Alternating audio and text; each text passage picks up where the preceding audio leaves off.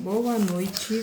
A gente vai falar hoje sobre Esther. Eu mandei o texto aí pro pessoal que participa do grupo comigo.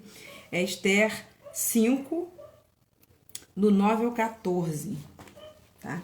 Separa a tua palavra aí, guarda um tempinho para você tá estudando a palavra de Deus. Esther 5, do capítulo 9 ao versículo 14. Vamos lá? Então vamos.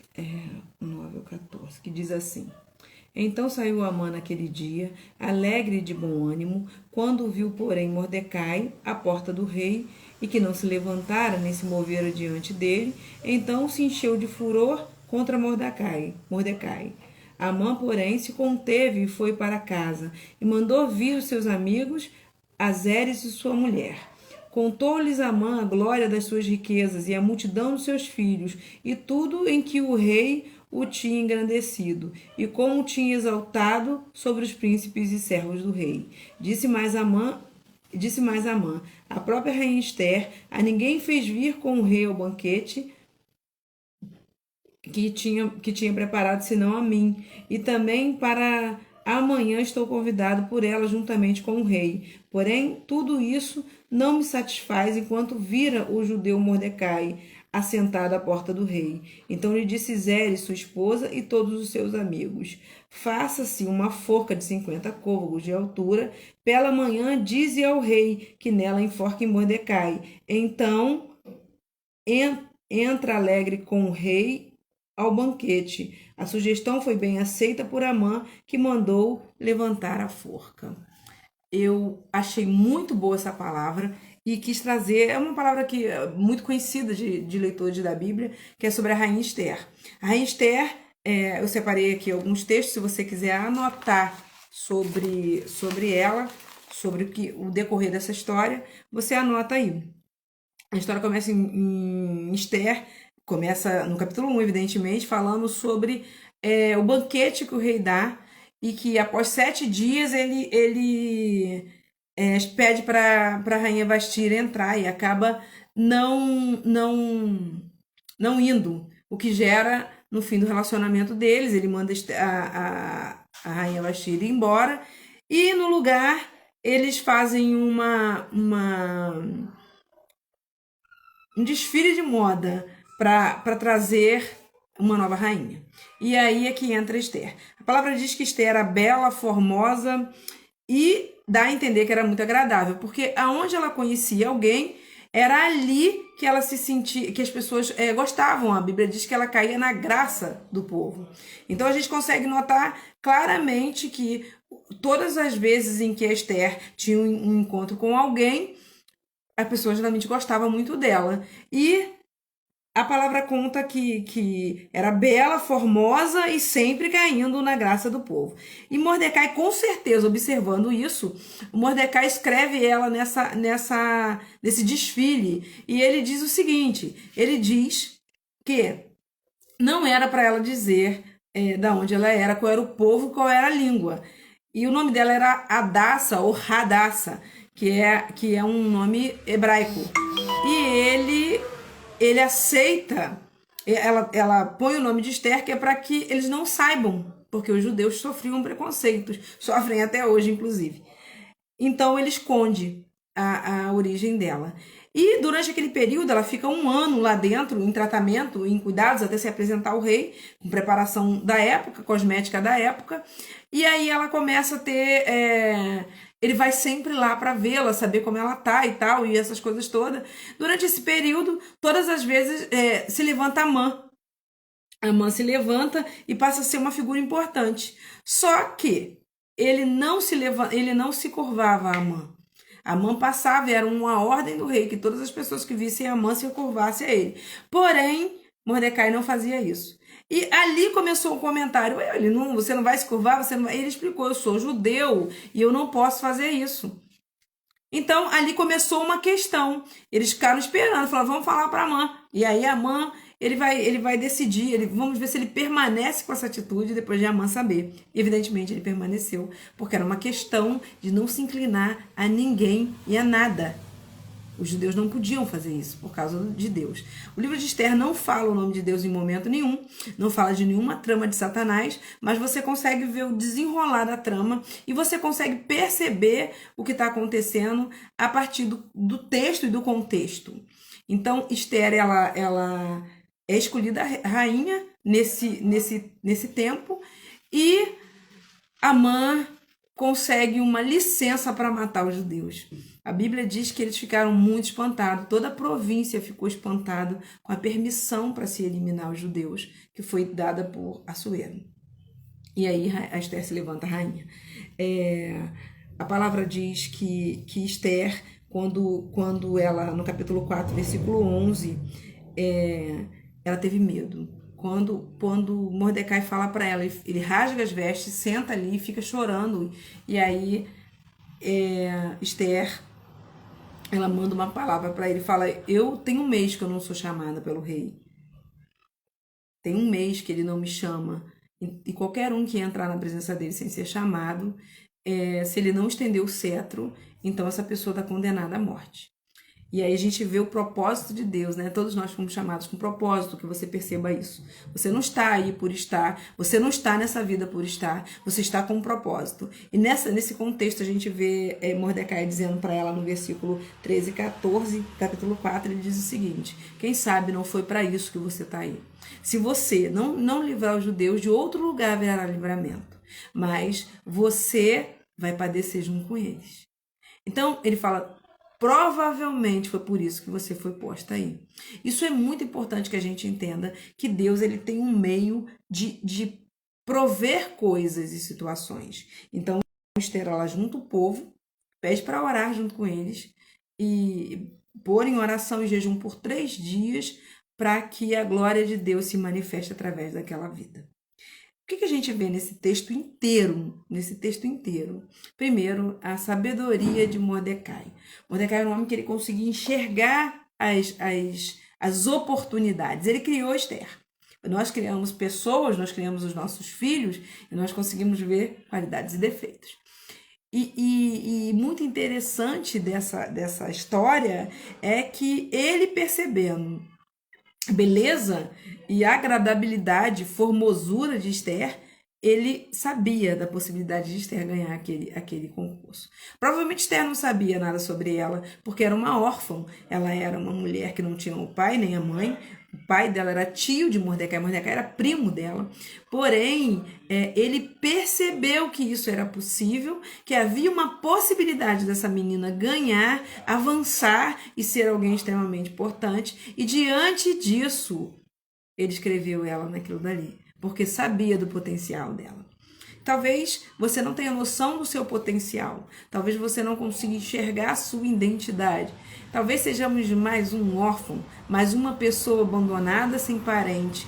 E quem é criado por alguém, com a consciência que é criado por alguém, talvez não tenha tanta gratidão, ou talvez tenha gratidão, mas não consegue saber que foi o Senhor quem fez assim. O Senhor é quem propôs. E aí perde uma parte da identidade, que é saber a sua importância e o seu propósito, de saber a sua identidade. Muito importante que a gente tenha entre nós uma identificação de quem nós somos. Nós somos filhos de Deus, príncipes e princesas, sacerdotes reais chamados por Ele. Para quê? Para mudar a história dessa terra. A Bíblia fala que a natureza aguarda com grande expectativa a manifestação dos filhos de Deus. Então, na verdade, o que é a grande realidade é que o que se está esperando é que você se levante. Durante esse tempo, provavelmente, nós vamos ter os Amãs da vida se levantando, desejando a nossa morte porque não nos enquadramos na maneira que eles querem, porque não professamos o que eles acreditam e porque não o endeusamos. Nós não estamos aqui para tratar as pessoas como deuses, para que elas sejam mais importantes para a gente do que o nosso Deus é. Nós estamos aqui para servir ao Deus Altíssimo e cumprir o nosso propósito nessa terra. O nosso propósito é fazer a vontade de Deus em todo o tempo. Se isso não acontecer, você vai ficar extremamente frustrado. E essa história vai se desenrolando até um ponto em que Amã acredita que deu a sorte grande. Ele conseguiu tudo o que ele queria, a vida dele era um sucesso e ele, até com a rainha, caiu nas graças. Mas ele não sabia que Deus estava planejando algo. Deus, com a sua presciência, aquilo que você não sabe, aquilo que você não viu, Deus já sabe. E ele tem um plano para desfazer as obras de Satanás. Para isso se manifestou o Filho de Deus, para desfazer as obras de Satanás. Desculpa, a gente está escorregando aqui. Eu tô com sem. Bom, resolvido. Aí, Amã, ele sai dali muito feliz, no capítulo 5, dos 9 a 14, ele sai muito feliz ali, dizendo, eu estou arrebentando, eu sou um sucesso. E ele recebe esse conselho que eu li aqui, que foi muito bem aceito. Porém, isso não me satisfaz, o versículo 13. Enquanto eu ver o judeu Mordecai assentado à porta do rei. Então lhe disse Zeres, sua mulher, e todos os seus amigos: faça-se uma forca de 50 côvados de altura, e pela manhã diz ao rei que nela enforque Mordecai. Então entra alegre com o rei ao banquete. A sugestão foi bem aceita por Amã, que mandou levantar a forca. Amã, não satisfeito com a fama que tinha, ele decidiu acabar com Mordecai, porque Mordecai não atendia o que ele esperava e o que ele pensava. Então, o que ele fez? Ele falou, vou fazer isso. Foi aconselhado, amplamente aceito e se preparou para matar aquele homem, que na verdade só professava outra fé. E quando ele faz isso, o que ele não sabia é que o Senhor estava agindo em favor dele, em favor de Mordecai. E aí no versículo, no capítulo 6:10, olha o que acontece. 6:10. Ele vai ao rei para contar a história, e a palavra diz que o rei perdeu a sonho. No início do capítulo 1 diz assim, versículo 1 do capítulo 6 diz assim, naquela noite o rei não pôde dormir, então mandou trazer o livro dos feitos memoráveis e nele se leu diante do rei. O que aconteceu? Mais um lance na história de Esther. O que aconteceu foi o seguinte, o rei perdeu o sono durante a noite, enquanto a mãe recebia conselhos para matar no dia seguinte, o rei perdia o sono. E ele perdendo o sono, ele pediu para que lessem o livro diante dele.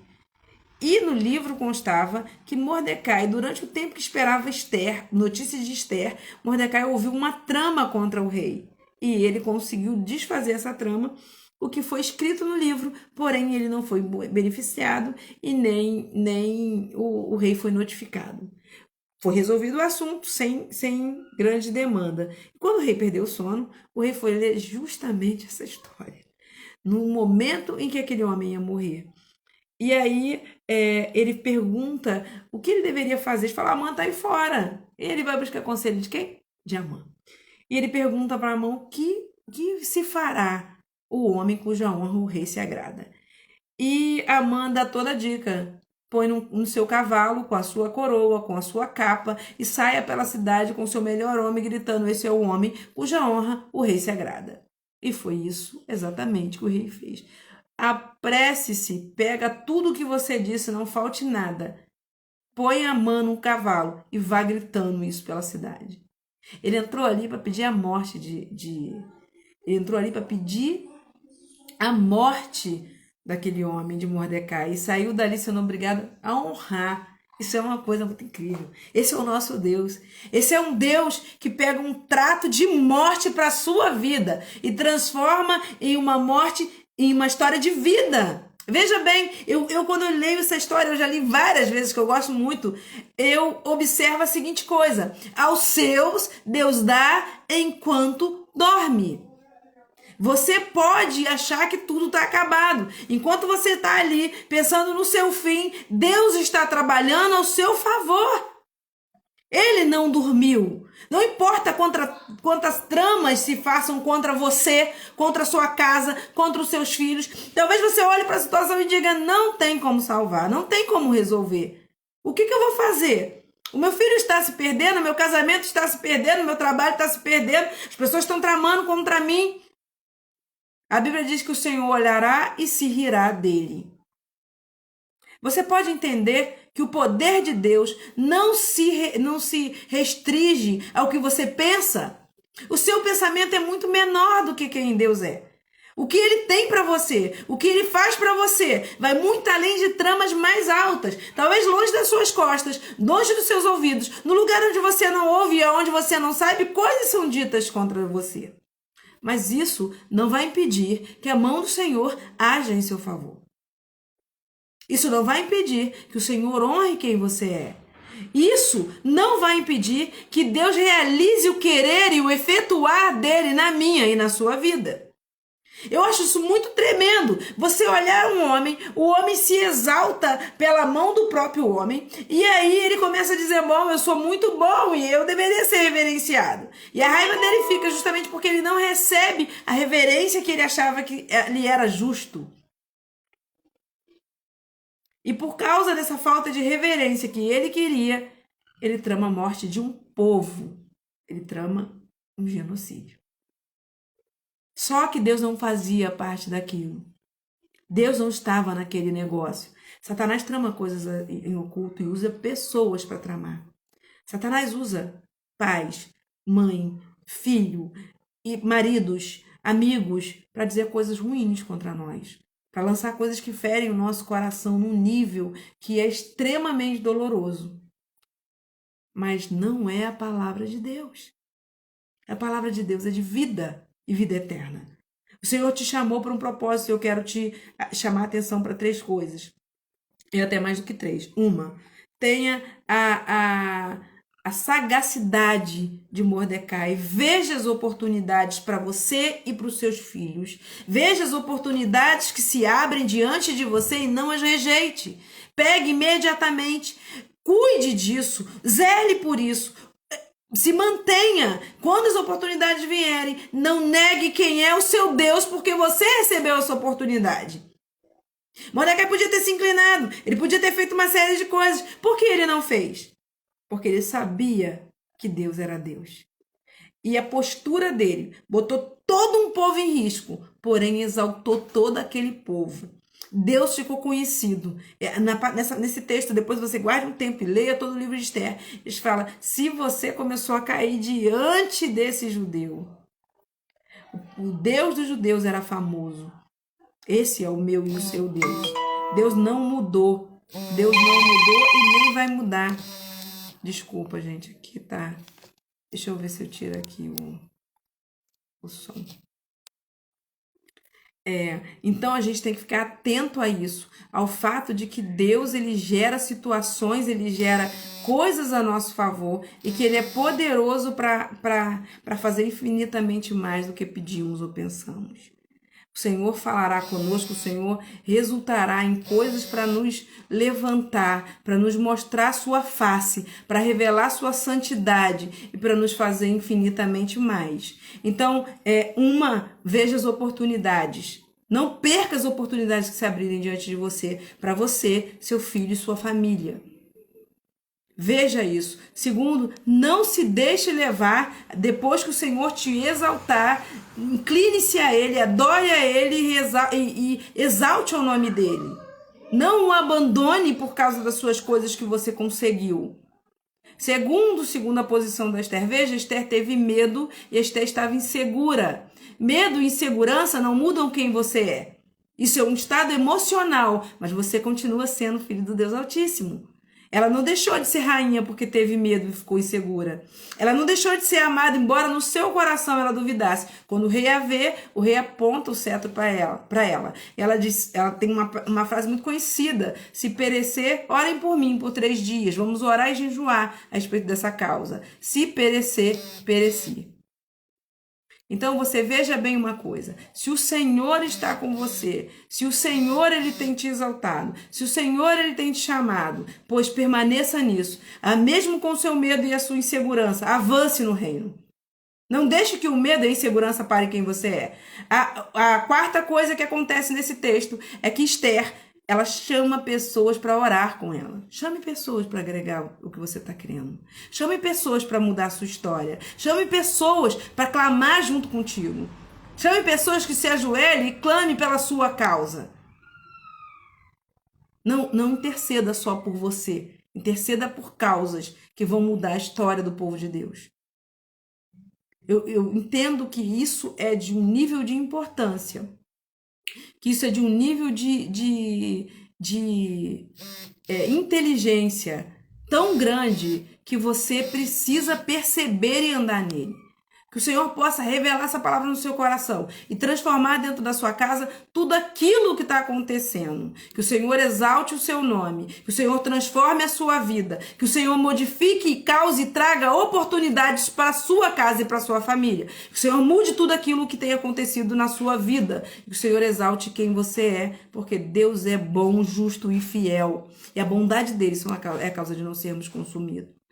Eu queria orar com você, eu queria que você participasse comigo nessa oração, que você meditasse nessa palavra, que você entendesse sobre essa palavra de transformar a nossa casa a partir daquilo que Deus tem colocado em nós, no nosso coração. O Senhor vai resgatar os nossos, o Senhor vai mudar a nossa sorte, o Senhor vai transformar o nosso choro em riso, o Senhor vai transformar a nossa derrota em vitória. Aquele povo tinha tudo, eles iam morrer, eles não tinham direito à defesa. Mas enquanto Satanás tramava, enquanto Satanás tinha um plano, enquanto o inimigo tinha algo contra eles, na verdade, Deus já tinha preparado tudo. Por isso a palavra diz que o Senhor se rirá deles. Porque Deus prepara uma mesa na presença do nosso inimigo. Entenda isso. Entenda que nenhuma causa é perdida e que nada acabou. Nós receberemos os nossos filhos, nós receberemos as bênçãos prometidas, porque a palavra diz que ela correria atrás de nós, e ela correrá. Porque Deus é fiel em tudo que Ele fala. Vamos orar? Senhor, nós queremos Te louvar, porque sabemos que o Senhor é o Deus do impossível, do tremendo.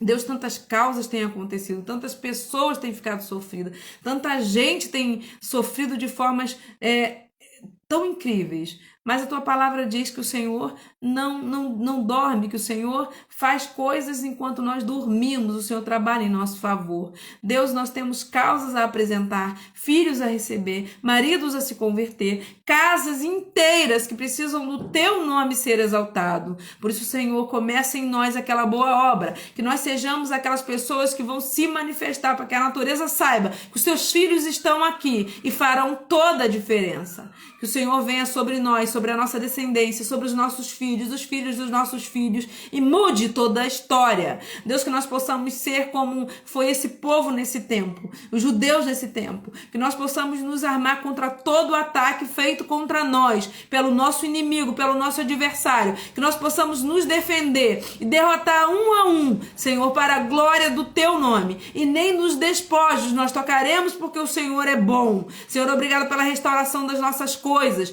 Tantas coisas difíceis têm acontecido, mas o teu nome é grande, justo e fiel. Nós nos rendemos a ti em nome de Jesus. Amém. O Senhor te abençoe poderosamente, transforme a sua casa.